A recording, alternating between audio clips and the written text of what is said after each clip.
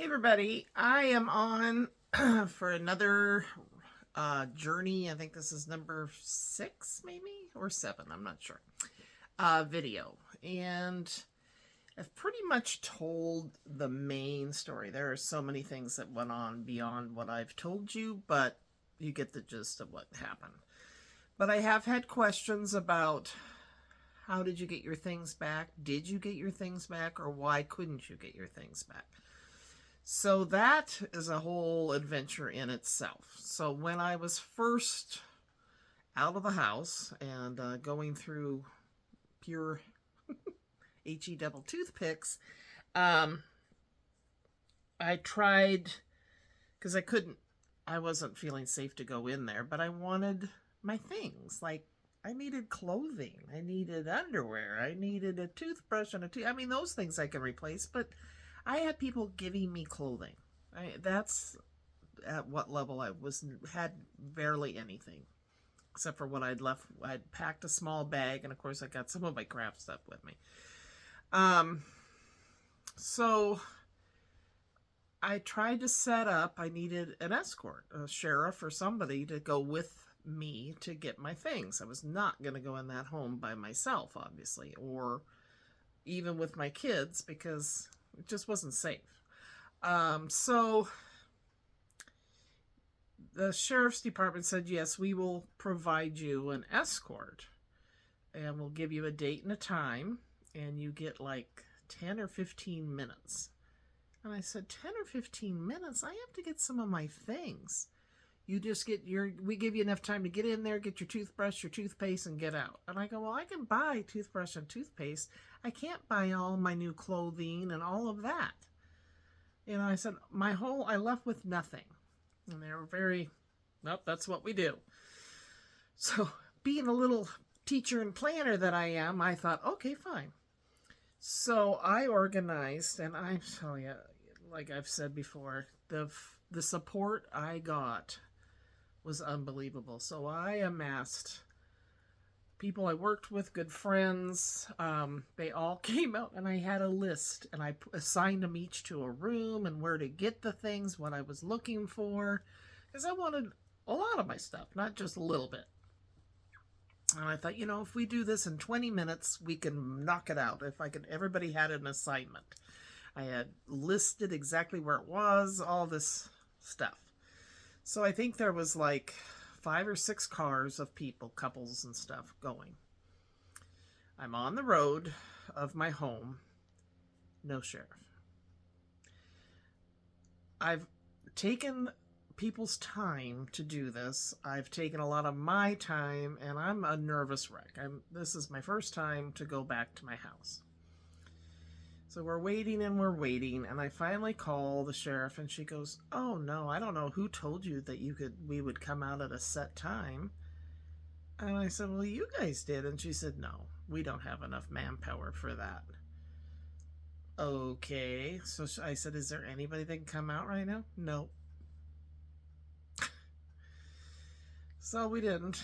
My oldest went down, and he and his wife, just to see if he was there, just to kind of look around. Nobody was there. Now, this is a weird thing about where I lived.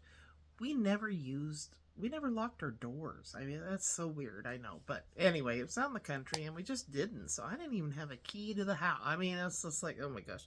So anyway, and my son came back and said, well, the carport is a mess and it's creepy. And I said, and everybody goes, no, we're not going down there without a police escort. And I said, you're right. Okay.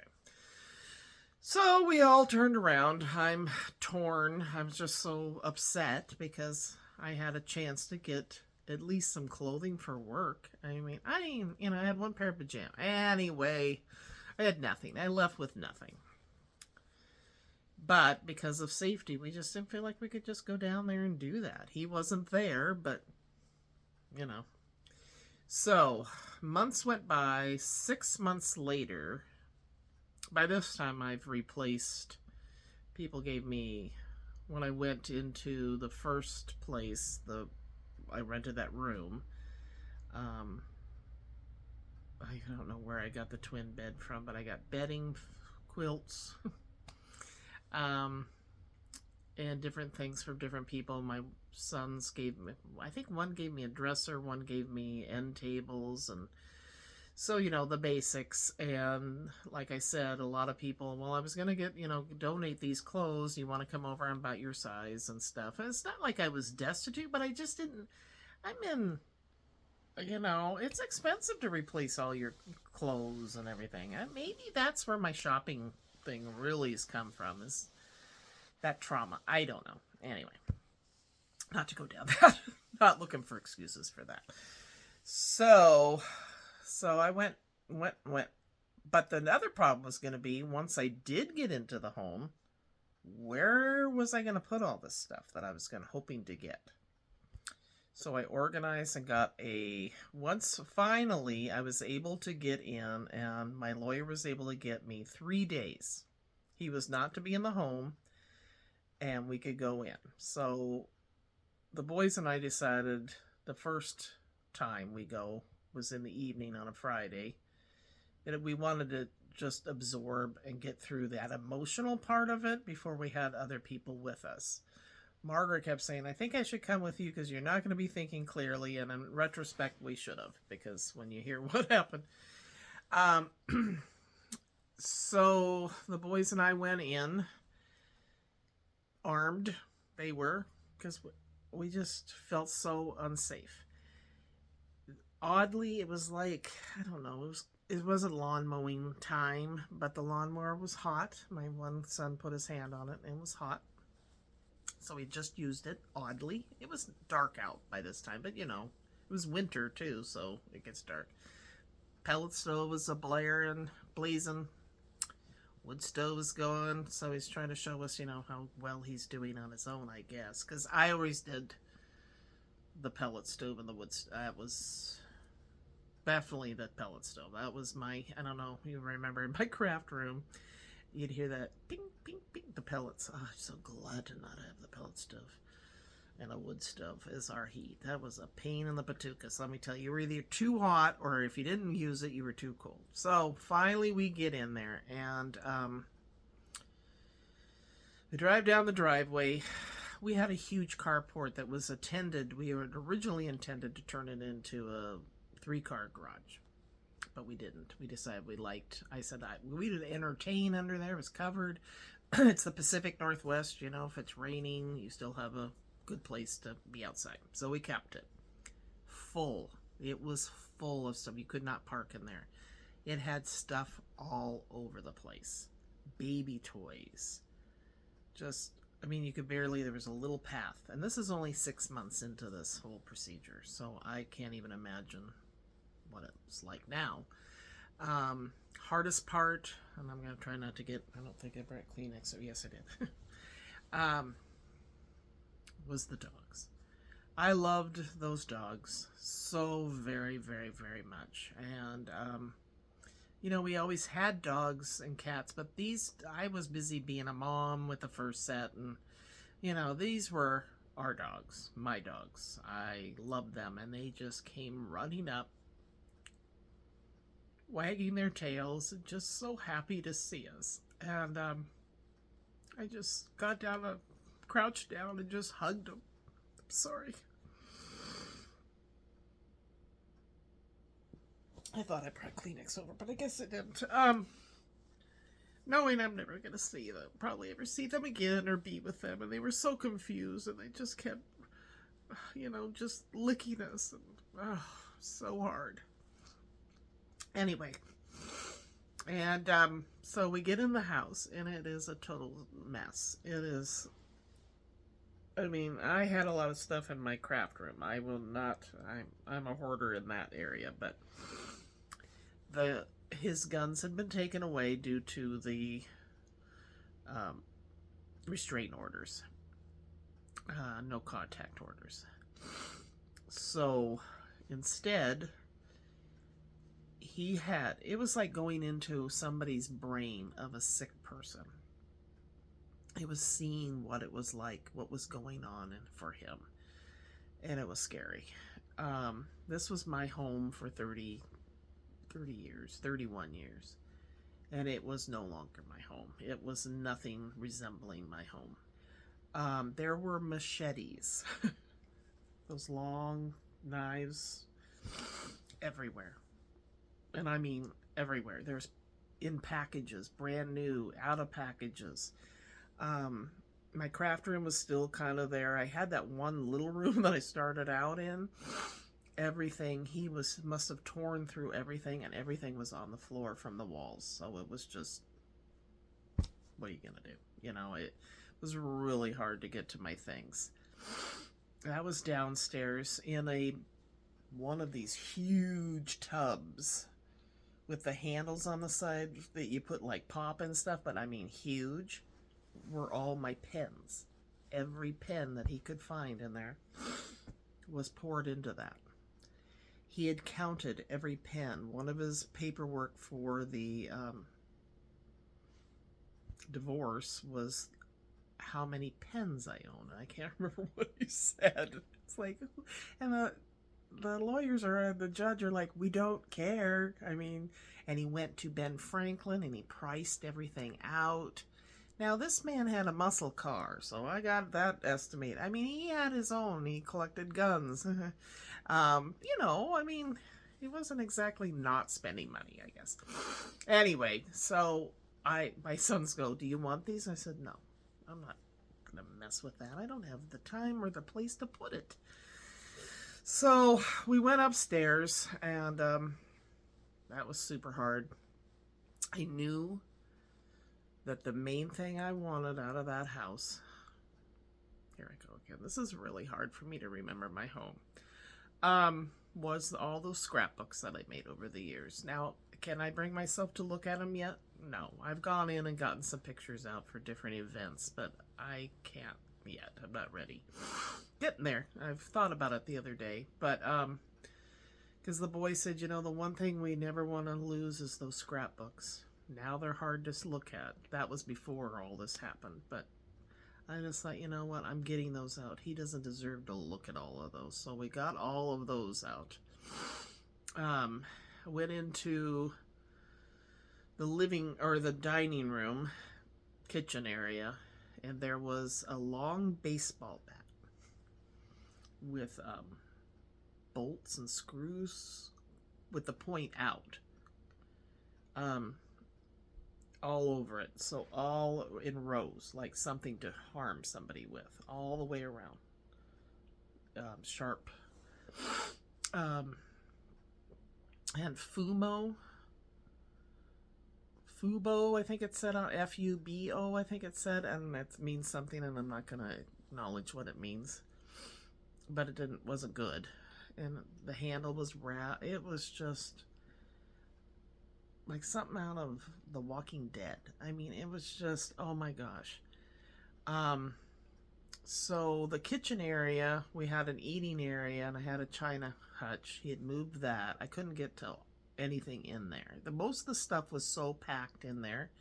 He had the dining room table now as like his office. He decorated. But it just, you couldn't get to the stove. I don't know how he cooks. I don't care, but I just can't even begin to tell you how altered and foreign it was for us. There were notes left around, call so-and-so to find out Kim's address. Different things about the court cases. Something about, it just, yeah, I'm not going to get into too much detail there, but threatening things toward myself and others in my family. We took pictures, my son did. And so I went into the bedroom thinking, okay, I had lost, it's all back now, which is a sign of I'm healthy again, right? But I had lost 50 pounds or more. I mean, I just couldn't eat. Life was over for me in my mind. I mean, not over, but just, there was so much stress that I just didn't eat, which I've never been that way. But anyway, so I thought, well, I'll get some of the clothes, but a lot of it won't fit any, it was just like, I don't know. So I'm thinking I'm going to go into my closet and be able to get my things out of my closet and pick out what I want to take. Oh, no. All through my bedroom, the main bedroom was big, hefty bags of all my clothing, all my stuff in there, just bagged up. Probably 25 bags, just all over the place or more. And I was like, I, I can't. The bathroom, everything out of the bathroom was bagged. It was just impossible to get to. It was overwhelming. And like Margaret said, she should have come with us. So then we go into one of the guest bedrooms. And my one son and I are looking in there, and I wanted some of my Christmas. I knew I wanted the Christmas stockings I had made the boys, and I've shown those in different Christmas videos of here. And so we're going through this closet because I knew the Christmas stuff was in this room, right? And we're looking, and then my son says, "Oh, look at this, Mom." And he pulls out this gun. Well, now, he's not supposed to have any, for one. Two, I didn't know anything about it. My boys know more about those things. And it was altered, which is illegal. It had no serial numbers on it, and it was turned into a, I don't know, like an AR-15 rapid fire. Okay, well, that's great. So I call the police, and I tell them, and it's the sheriff again. I like the local police. The sheriff department and I did not get along at all. Oh my gosh. And so finally my son's like, "Give me the phone," and he explained what it was and where we found, and so they said, "Well, we'll come out and take it," okay.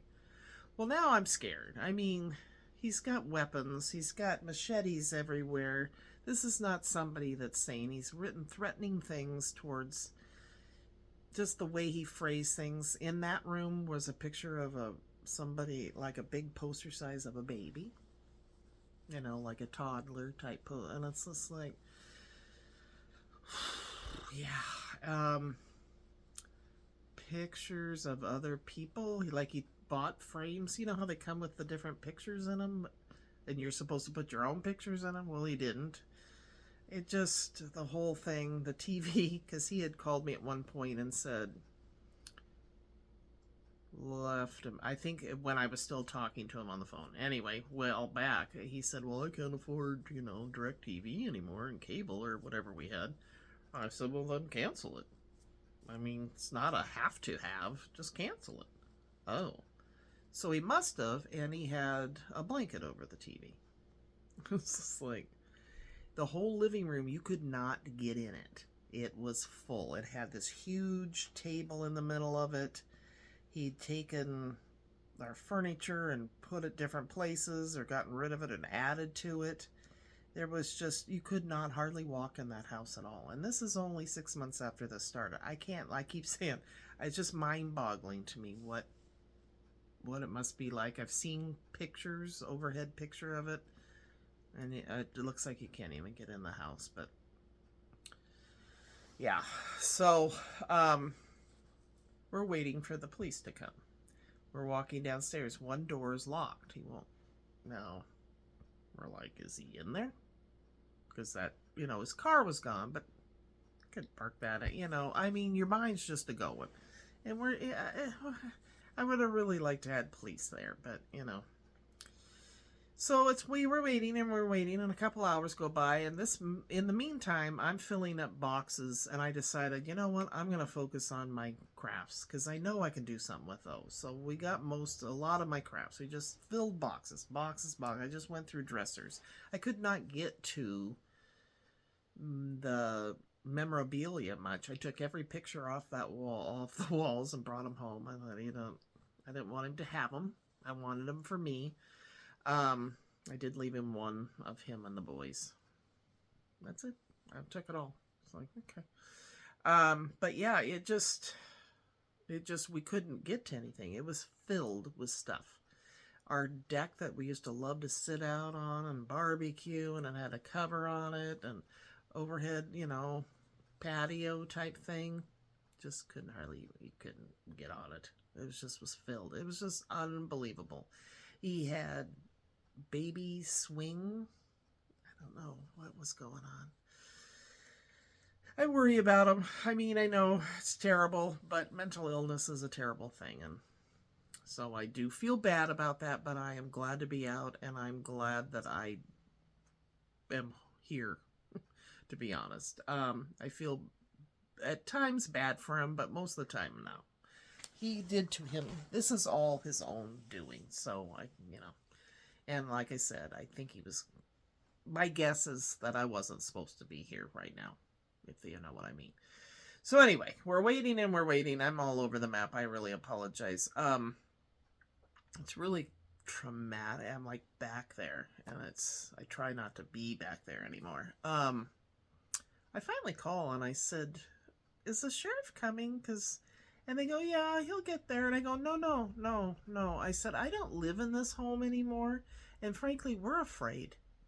He's a dangerous person, and we want to go home now. We're scared. It's dark out, So finally, the sheriff comes, takes a statement, says, "Here, give this to him." I said, "Well, he's not here. Again, you have a restraining order against him, and he's been told to stay out of the home."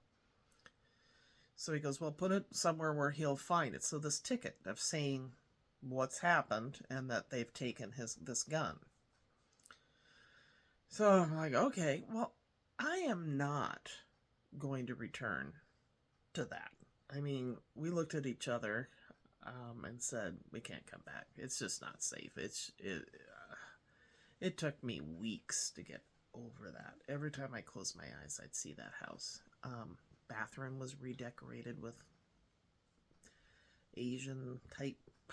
It's just like I never knew we wanted to decorate. Oh my God. So anyway, after turning over that gun and having to leave him with a ticket, now whether he was going to come back, I don't know, because he really was supposed to be out of the house for 3 days. But I just said, you know what, boys, I've got what I need, and there's nothing that I need that badly. It's not worth doing. I'm not going to bring other people into this. This is 1, traumatic, 2, dangerous, and 3, just too depressing and embarrassing. I mean, it was just, oh my gosh. To have other people in there would have just been, they would have been like, how are we going to do this? Again, I had the whole list of what I wanted, and I just thought, you know what, we're not going to do it. So we loaded up their trucks. I had the storage unit ready. And then I left. We left. I said goodbye to those dogs who are no longer around. They died way too early.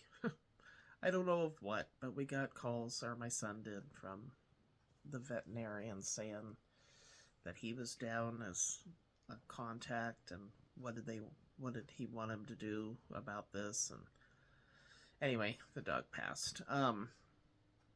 And then somehow we found out about the other dog passing. So I could not take them. That was one of the hardest decisions I've ever had to make in my entire life. People would say to me, "Well, shouldn't you take the dogs? Are they safe?" And I said, "And do what? I'm living in a room. I have to just put that aside, hope to God that that's the right decision, leave them on 5 acres in a familiar setting." I mean, he went on and on about how they were his best, all he had. So I just had to pray to God that he would take care of them. And you can look up things, and I did, and there were, complaints about the dogs running loose and dangerous. And so he was going to court about people were complaining about the dogs in the neighborhood, I believe. I don't know. So, but in that situation, I had no choice. I had to leave them. Killed me. Saying goodbye to those dogs ripped me apart. And knowing I was driving up that driveway for the last time. All the memories of raising my boys there. The different gatherings, my family getting together, the graduation parties, 4th of July we always had there. All of that just gone. It's just over. It's just no longer. It's not like I sold the home and could know that, it was going to go to a good family. It's like I know we all sell and move on, but the way I had to do it just wasn't right. And just knowing I'm never going, that's not my home anymore. and it's not. And now I'm okay with it now. I mean, I'm in such a better place. I know I don't look like it right now, but I am. And you guys are a part of that. I just, the support I get from you guys is unbelievable. Um, I have good friends. The way my life worked out, and I'm in this duplex now, and have granddaughters and sons and their wives, a dog to play with that's not mine, but boy, she sure is, feels like it sometimes. So it's okay. But I wanted to explain that I just, now looking back, I'm like, oh, I didn't get this, or I didn't get that of my grandmother's. I have a lot of, I'd give anything. I had a recipe box, old wood recipe box. I think was my grandmother's, or I had my mom's and my grandma's. So that was it, and their handwriting of those recipes, and it's like they're gone. So, yeah, it's just that part of my life. You know, I have good memories. I can cling to those. I have memories of all the things. We had a trampoline. We'd have the birthday parties for the boys. And they were both born in May, so we'd do them together. That was, and just some really neat. Easter was there a lot. I was the home in the middle of all my sisters and family, so they would all come over to our house. But yeah, it's no longer. And knowing that when I was driving up that driveway that was a tough time. Like I said, it took weeks for me to get the vision of that house with this bat. And that's what I explained to the sheriff. I go, he has actually, guys, he's not supposed to have guns, but he's replaced it with, there were toy guns. It just was so scary in there, and a sign of mental illness for sure. So definitely just couldn't go back. I just made that decision. I was not going to put other people through that. And I just didn't feel safe. So we did not go back. Now, whether he stayed away for the whole weekend and went, well, I wonder, because he got left with a lot of crap. I think he thought I was taking everything. He bagged up so much stuff. I mean, my bedroom. He put the craft room. He didn't help me out with that. That was a bone of contention with him, was my spending on my crafts. But I got most of that out. That's where I got the sewing machine. Realized I had a sewing machine. I just forgot crickets, but I'd already replaced one of the crickets. So it just was like, because it was months before I got in there. So, yeah, but I think he thought I was taking just like my whole bedroom, just taking all these, and I don't know where he thought I was going to put all that stuff.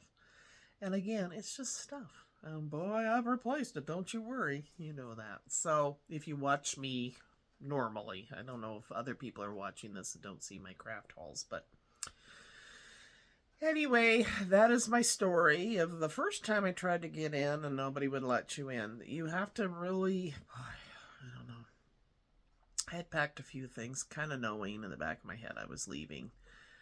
Didn't know how I was going to be leaving, but I did know I was going to leave eventually. It just was getting too crazy. But then going back again, it was just, oh my gosh, mind-boggling. I mean, I had a list of things I wanted, but again, I couldn't get to my grandmother's china, my mother's, there was just so much stuff. I just couldn't get to it. So it's there. He either has gotten rid of it, or it doesn't matter anymore. It's just stuff. All right, you guys, I just kind of wanted to explain that. I don't know if I'll have more stories. It took me a long time to get back to doing this because it'll take me a few days just to get over. It's tough for me to do these, but it's also healing for me to do these. And again, surround yourself with friends if you're going, family. Let them help you if you're going through anything. Let them reach, people want to help, and even as hard as it is to accept help like that and feel vulnerable and needy, and let them, because it's what you need at that time. Get a good lawyer, because boy, things are stacked. I just felt like he had set me up to be the bad guy, the villain in the beginning. He convinced a lot of people that I was the bad person. But anybody that knew me didn't fall for that. They call them the flying monkeys. His people, his flying monkeys, still are out there doing their thing. I guess, I don't know. But just get a good attorney. My advice is don't go with the first one. I just was so tired. I'd already had an attorney and a private eye, and I just went, boop, I'll talk to this guy. I'm done. And I should have. Like I've said before, he got me a good settlement, but he was not responsive. And I don't know if all attorneys. I guess I got spoiled with my first one because she would talk to me all the time. She was a woman. I guess that's what I would do is differently, is get a woman. But anyway, just find yourself support. And I didn't know where I was going. I don't know what I was going to do. And I made it. And so can you. You can come through it. You will get through it. And be strong. And let things happen, because they sure happened in the right way for me. I found that room first. Once I knew I could afford a little bit more and the dust settled, then I moved to the condo. The one bedroom, it was tiny, but it was mine. I could, have my own space and to heal. And then once things were settled, the divorce, then I was able, then I got my money. That took forever. Then I came here to this duplex because I knew I could afford it. And boy, this is the blessing to be here. The owner is wonderful. I'm got family. I'm good to go. So you could get through it. I remember my brother-in-law would always say, what was it? Better days ahead. And I go, oh, don't please quit saying that to me. But he was right. Better days were ahead. He was surprised. He said, well, it'll be a year. And to me, that just, a year? Are you kidding me? It's 2 years. Yeah. They just let him keep dragging it out. And then he would play games about giving me the money and settling. And just took forever. But I've heard of other people taking 6 to 10 years. So I guess I shouldn't complain. But my point is, reach out, get help. If there's counseling, get it available for you. I had a counselor that I went to. And just, be good to yourself during that time. And let yourself cry. Let yourself be mad. And let yourself mourn divorce is like a death without a funeral, I read once. And that is so true. So you can do it. All right, you guys. Thanks for joining me again today. And I hope I don't seem odd that I do these videos. I don't know. I just want to share it. It is healing for me. It's hard for me to do it, but once I'm done, it feels really good to get that off my chest and to get that out there and to help others. So, all right, take care and talk to you soon. Bye-bye.